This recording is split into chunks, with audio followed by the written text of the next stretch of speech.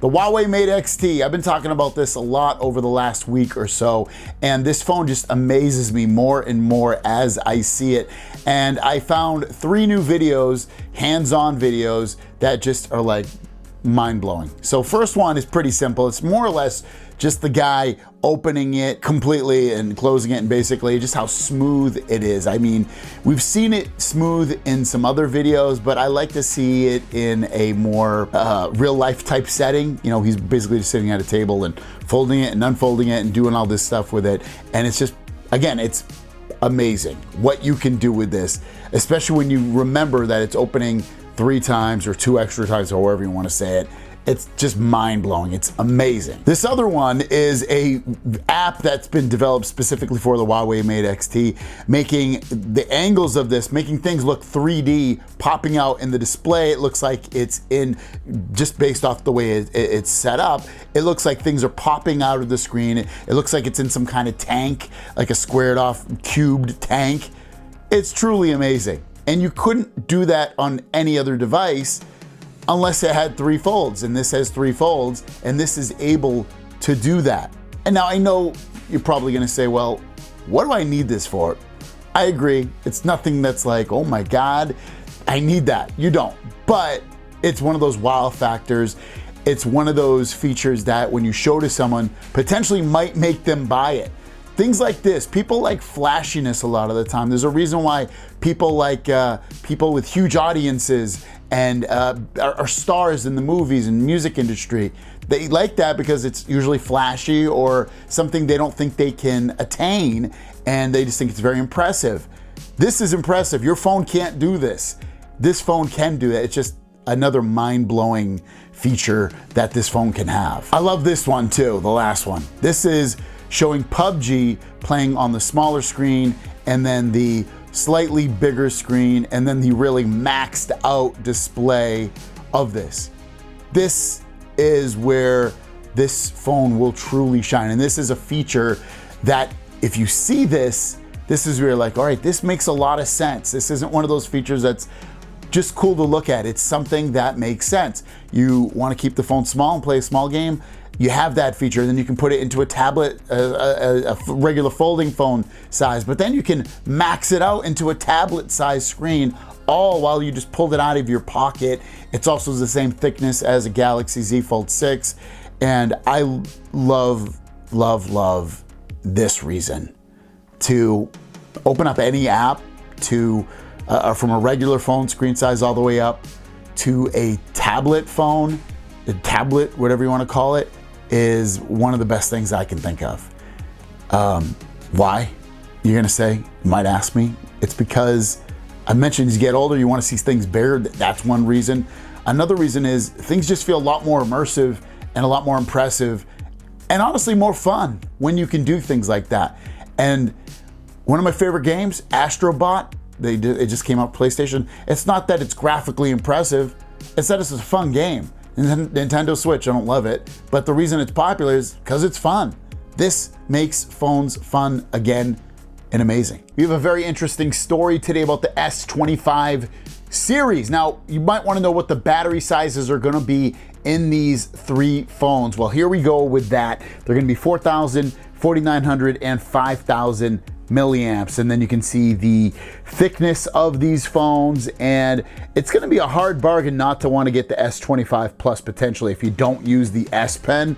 The battery again is really close in size, it's thinner, and maybe it won't have the best or the same cameras, but it's pretty darn close to it. But the bigger story, at least from what I feel like and think there is that, and this will probably hold true for the Ultra too, but probably definitely for the S25 and S25 Plus, is that it looks like they're not going to have a SIM card. Now, these are renders, but OnLeaks has a really, really good track record of what to expect, what these phones are going to look like.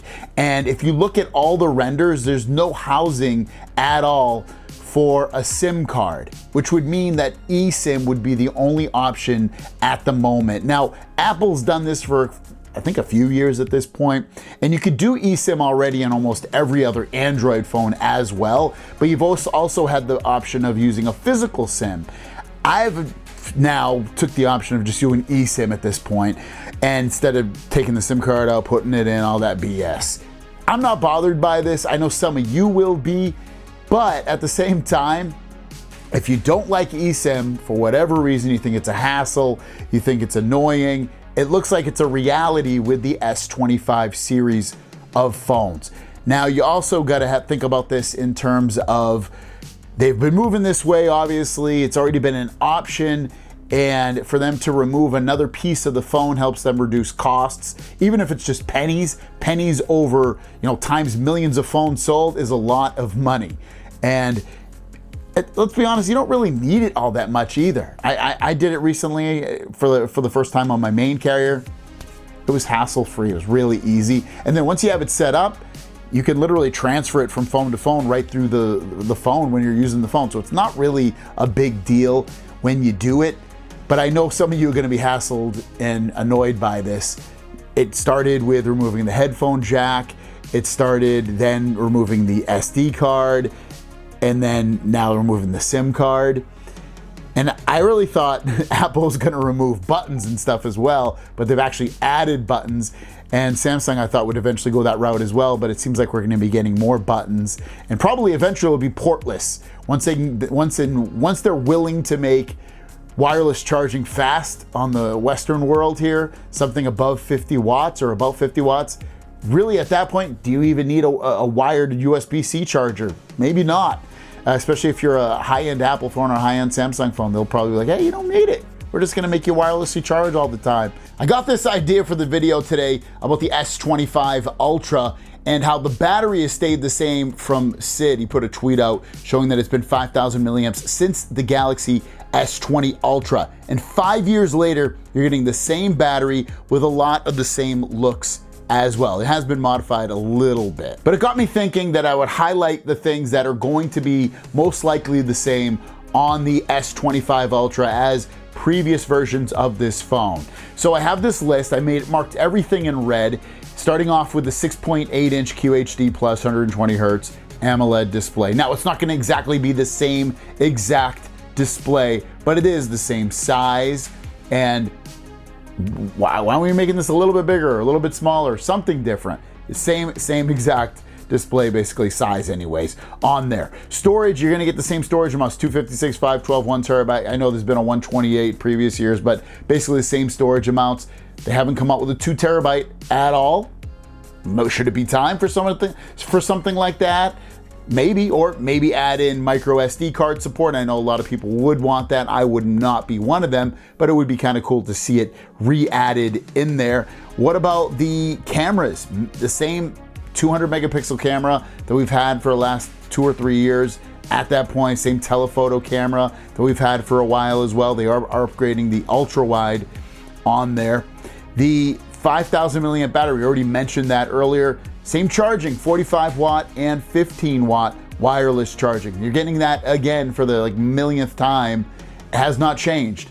And the rest of the list, if you just glance at it, is satellite connectivity, which is cool, I guess, if you're in a remote area and you need something like that. But basically, most of it is just features or value that they're giving to you, meaning 7 years of updates, or the AI stuff has been updated. That doesn't mean it couldn't come to and won't come to the other phones. It probably will. But a lot of this is just the same freaking phone, and I can't imagine the S25 Ultra is gonna sell more than the S24 Ultra. There's already reports that the iPhone 16 phones are going to sell less than their predecessors, because of the fact that they haven't changed the phones. They're the same devices with slightly updated specs on there, and you're not getting really much of anything different. It's mostly software stuff. It's just disappointing. And I love Samsung phones, and this will be a great phone. I will probably love this phone, but it's disappointing that we're not going through any changes at this point. These things are becoming like air conditioners, meaning they're very reliable. They work for a number of years, but they don't change much. One UI 7, we still don't have it. It's still not, there's no beta out. We haven't really heard much lately, but we are hearing something right now, and that is that One UI 7's development is progressing.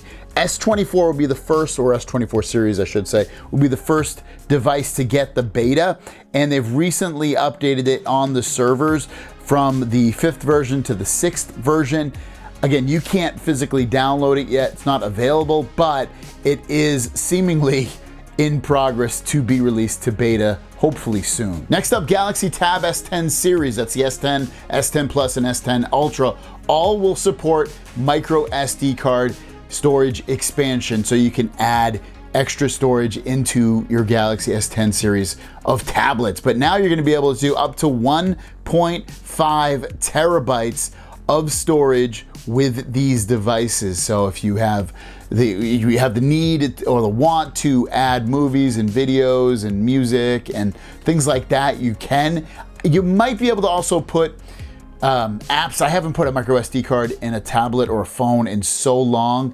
You used to be able to do it, and then they removed it, and then I think they added it back. But you can definitely add, like I said, music, movies, things like that.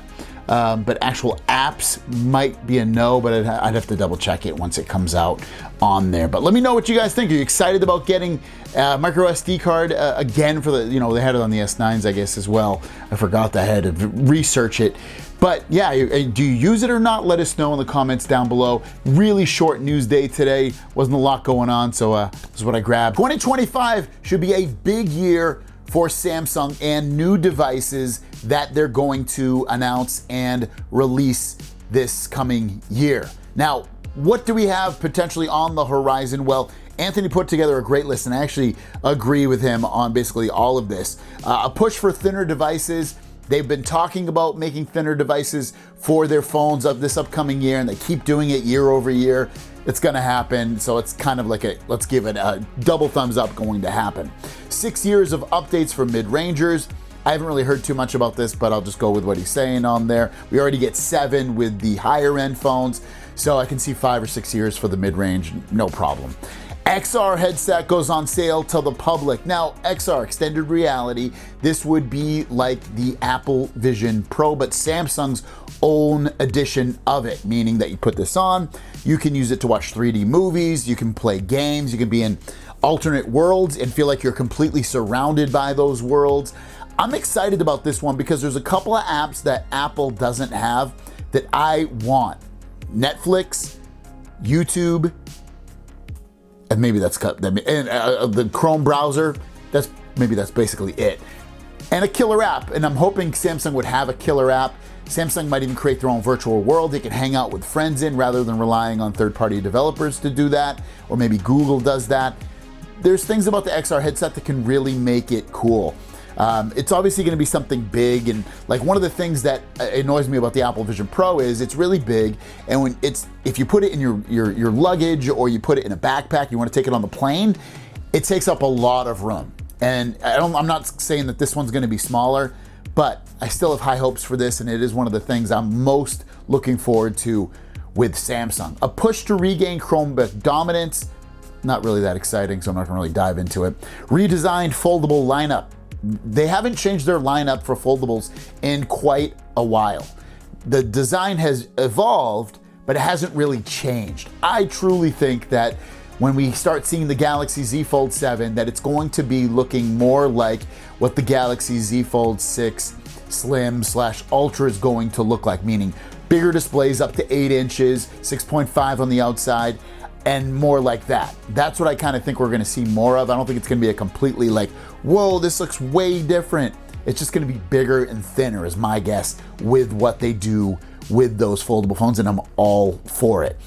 The first look at their rollable phone. There's been rumors going around last week that they're gonna be releasing a rollable phone in 2025, or at least announcing it and showing it off. But you gotta guess, if they're gonna announce it and show it off, they're going to release it as well. We don't know truly when any of these devices are gonna come out and have it be the XR headset or the rollable phone. They could come out in the beginning, the middle, the end of the year, I don't know. But those are devices that hold a lot of promise with what we could see and look forward to with Samsung's new releases, and I'm all for it. Samsung makes awesome products. Hopefully this is the year that they kind of dive back into taking some more risks like they did in the past. We have some absolute huge news regarding the Huawei Mate XT. Remember, this is Huawei's tri-folding phone, And Huawei phone, this Mate XT, was reportedly only going to come out in China, which we were like, okay, still a cool phone, maybe import it, maybe not. But the latest news is gonna get a lot of people pumped up. This is the tweet from Ben Sin saying Huawei has told him privately, but he didn't want to tweet it until it's official, but the Mate XT is going global. By global meaning Asia and Europe. Now, it's not going to come out here in America. I've mentioned this before, but Huawei and America have a thing going on where America doesn't trust Huawei and blah, blah, blah, blah. You can read or Google it and see if you want to know more about it. But Europe is fine with this, and obviously Asia is as well. So this is huge, huge news, and importing it to here in America and having better bands that are compatible with other American carriers is gonna be even more fruitful versus it only come out and say in China, because they're gonna have completely different bands than we do, or mostly different bands. So this is huge news. And the phone, what is it, 2,600 bucks or so, something like that. To import it from Europe will probably also be cheaper as well, rather than pulling it in from only China. So this is, if you're living in America, you could still pull this into where you live, probably again at a much cheaper price, and take on one of the most interesting phones and devices that is going to be released in 2025. Samsung has rumored sliding device coming out, sliding folding phone, or sliding Z Fold, whatever you want to call it. This looks amazing. Remember, 10.2 inch display. And then it gets as small as, what am I, is 7.9 when it's just dual folded, and then when it's single, it's 6.4 inches. So you get a regular phone, a regular folding phone, and then you get basically a tablet-sized phone. This is amazing, and we'll definitely follow up on this as time goes on. But if you live in Europe or even America or somewhere else, are you gonna import this phone? Yes or no? This is awesome news though. Let me know. The corner from being announced and released. And the keyboard accessory, the official one from Samsung, has just been leaked out. And I'm not gonna show you any photos or anything about it, because it basically looks exactly like what the old ones do. And I've got this video playing from the Galaxy Tab S8 Ultra, and it looks just like this. And there's a couple of reasons, a couple of things I want to tell you about it. First of all, there's a new key on the keyboard, and it's an AI button. So when you press that button, it will allow you to bring up your AI functions for your tablet so that you can use those functions a little bit easier rather than going and figuring out where they are on your tablet. You just press that button on the keyboard and it will allow you to do some things. Now that's cool, I like that. What I don't like about this tablet is the design. I did a review 2 years ago and it looks exactly the same. It stands up the same way. Everything just looks really the same. You put the S Pen on the back, the side, it just looks exactly the same. So I've got to imagine that it's gonna suck again. And it sucks because if you wanna use that in any surface, have it be your stomach, your bed, something that's not a desk, something that has a little bit of give to it, such as the things I mentioned, it's going to topple over or not be steady, and it's not gonna feel good. It could come off completely off the tablet off of the keyboard part where it stands. It's not a good thing. I love the way the iPad Pros do it. Like, that is literally the best keyboard. You can put that anywhere. It stands up perfectly. It's perfect. I love it. And I don't know why. Maybe Samsung doesn't copy that design because of patent reasons. Maybe that's why. But the way that they're doing it is the same way everyone else does it, and it's just not great. And I will not be buying that accessory. And I wanted to throw that out there because I'm assuming that this tablet is going to be announced within the next couple of weeks here, that you can start pre-ordering, and I would not pre-order the keyboard with it. I mean, you can, it's probably gonna be like 350 bucks or something like that, which is really expensive. Not to say the iPad Pro's keyboards aren't expensive. Those also are about 350 bucks. But you're gonna wanna use this everywhere, not just on a desk. And when you put it on your stomach or your bed or your couch or something like that, it's gonna topple over. It's not gonna feel steady. It's not gonna feel great. And it's annoying. And I don't know why they don't change the design of this. If they can't copy Apple's, come up with something kind of close to it so that it does just stand up perfectly. But there you guys go. Let me hear your thoughts. Do you love that keyboard or not? In terms of the way it stands and how it holds up and everything about it. I didn't really like anything much about it. Let me know. Have a great day. We'll see you down the road. Peace.